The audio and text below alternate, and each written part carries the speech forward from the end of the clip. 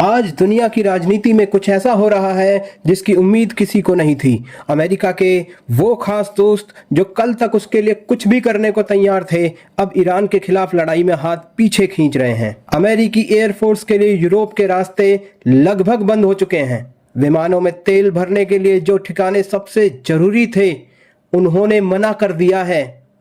इस कड़ी में सबसे पहला नाम जुड़ता है स्पेन का। सबसे पहले स्पेन ने कह दिया कि अमेरिकी लड़ाकू विमान अब उसके आसमान का इस्तेमाल नहीं कर सकते। उसके बाद फ्रांस उसने भी अपनी सीमाएं अमेरिकन एयरफोर्स के लिए सील कर दी। अब वो उन विमानों को भी रोक रहा है जिनमें हथियार ले जाए जा रहे हैं, जिन्हें ट्रांसपोर्ट विमान कहा जाता है।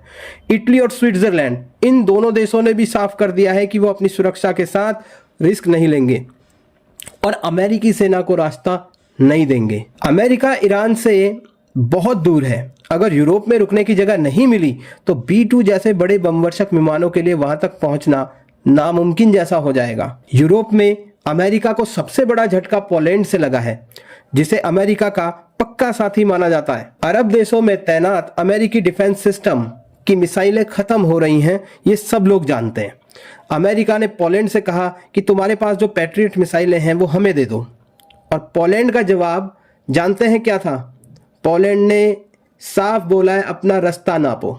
उन्होंने बोला, रूस हमारे सिर पर बैठा है, हम अपनी मिसाइलें आपको कैसे दे दें? पोलैंड ने कड़े शब्दों में कहा कि अरब की जंग के लिए वो अपनी हिफाजत को दांव पर नहीं लगाएंगे।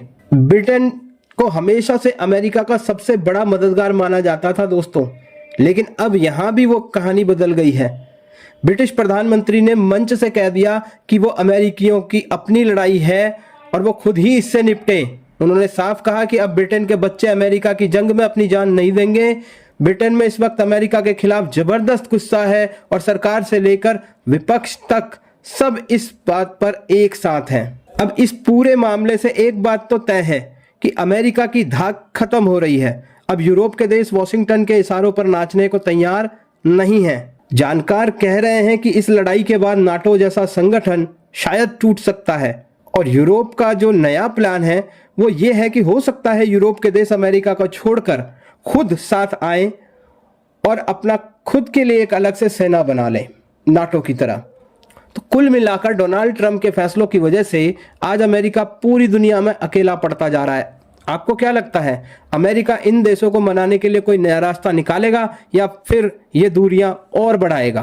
कमेंट में अपना जवाब जरूर दीजिए, और युद्ध के, मनोवैज्ञानिक या फिजिकल, किसी भी तरह के मोर्चे पर मेरे साथ डटे रहिए। लाइक कीजिए, सब्सक्राइब कीजिए, कमेंट कीजिए। धन्यवाद।